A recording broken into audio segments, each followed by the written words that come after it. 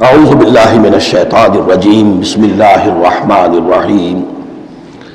دعائے ختم قرآن ہے، میں اس کا ترجمہ آپ کو بتا دینا چاہتا ہوں تاکہ آپ جب وہ دعا سنیں گے تو پھر اس کا ترجمہ بھی آپ کے سامنے رہے۔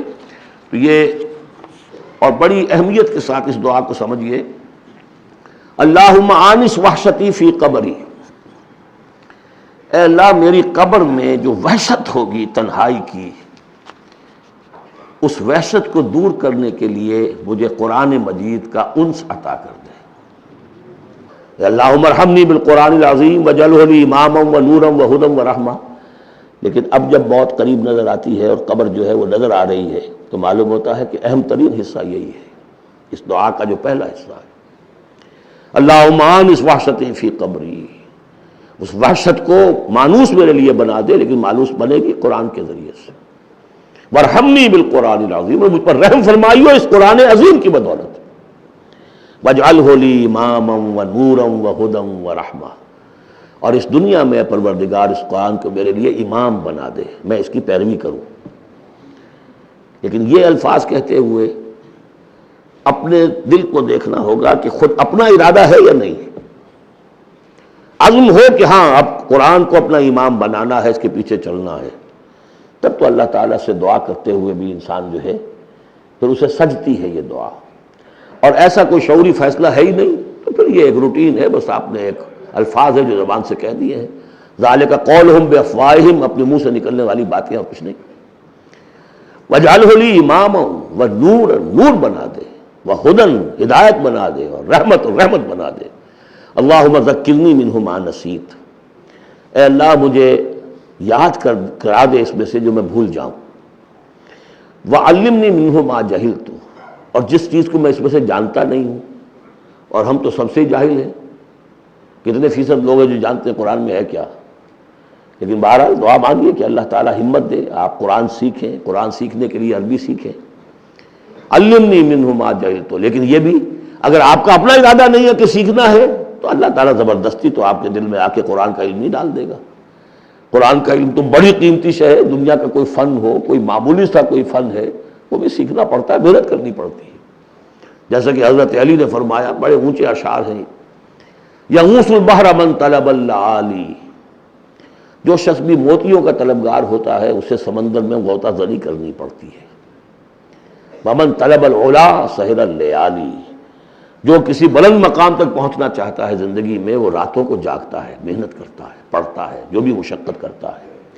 ومن طلب العلا من غیر قد، اور جو کوئی بلندی کا طلبگار بن جائے بغیر کوشش کے، اضاع العمر فی طلب المحالی، پھر وہ اپنی عمر ضائع کر بیٹھتا ہے ایک محال چیز کی طلب میں۔ وہ تو ہونے والی بات نہیں ہے، یہ دنیا اللہ نے بنائی ہے کہ محنت کرو۔ تو یہ دعا مانگتے ہوئے علمنی منہ ما جہلت، تو اپنا ارادہ کریں پختگی کے ساتھ۔ فرمایا وعلمنی منہ ما جہلت وارزقنی تلاوتہ، اور مجھے اے اللہ ہمت دے، نصیب فرمائیے کہ میں اس کو پڑھتا رہا کروں، آنا اللیل و آنا النہار، رات کے اوقات میں بھی اور دن کے اوقات میں بھی۔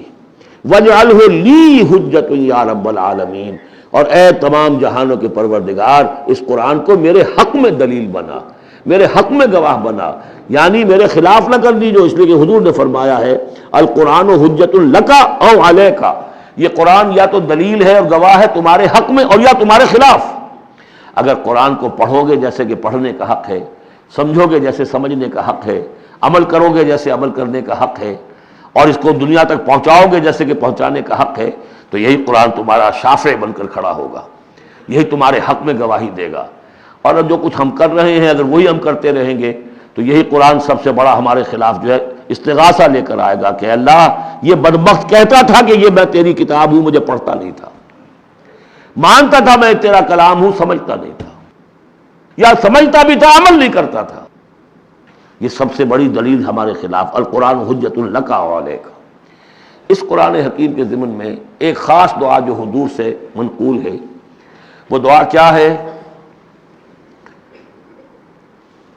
اللہم انی عبدک، پروردگار میں تیرا بندہ ہوں، ابن عبدک، میرا باپ بھی تیرا ادنا غلام تھا، وابن امتک، میری ماں بھی تیری ادنا کنیز تھی، فی قبضتک، میں تیرے قبضہ قدرت میں ہوں، ناصیتی بیدک، میری پیشانی تیرے ہاتھ میں ہے، ماضٍ فی حکم کا، میرے پورے وجود میں تیرا ہی حکم جاری و ساری ہے، عدل فی قضاء کا، اور میرے بارے میں جو فیصلہ تو کرے وہ عدل ہی پر مبنی ہوگا۔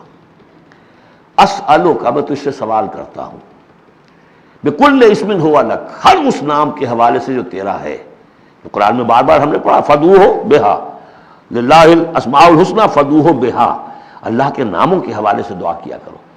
اسألک بکل اسم ہوا لک، جو تیرا نام ہے، انزلتہ فی کتابک، جسے تو نے اپنی کسی کتاب میں نازل کیا، او علمتہ احدا من خلقک، یا تو نے اپنے مخلوق میں سے کسی کو سکھایا، اب استاثرت بہ فی مکنون الغیب عندک، یا اسے ابھی اپنے پاس اپنے غیب کے خزانے میں محفوظ رکھا ہوا ہے۔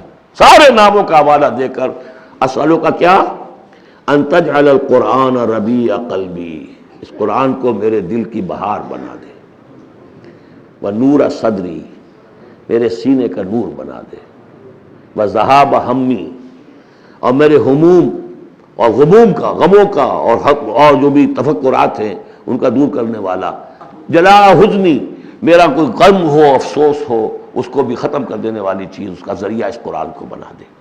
تو یہ بڑی عظیم دعا ہے جس میں ایک طرف عبدیت کی انتہا ہے، تواضع، اللہ کے سامنے تذلل، اور پھر یہ کہ مانگنے کی شے اصل میں قرآن سے کیا ہے، اللہ سے مانگنے کی شے کیا ہے، الرحمن علم القرآن، یہ ہے سب سے بڑی دولت۔ یا ایھا الناس قد جاءتکم موعظۃ من ربکم وشفاء لما فی الصدور وہدی ورحمۃ للمؤمنین قل بفضل اللہ وبرحمتہ فبذلک فلیفرحوا ھو خیر مما یجمعون۔